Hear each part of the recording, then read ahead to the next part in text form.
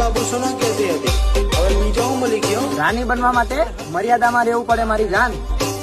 17 જણાના લોડા લીધા પછી કઈ રાણી નહીં બની જવાય મારી કલેજી. તને તો બધું એવું જ લાગતું હશે ને. હોશ મારી ની પેલા મને બાબુ સોન કહેતી, મારા વગર ઘડીએ ન રહેતી.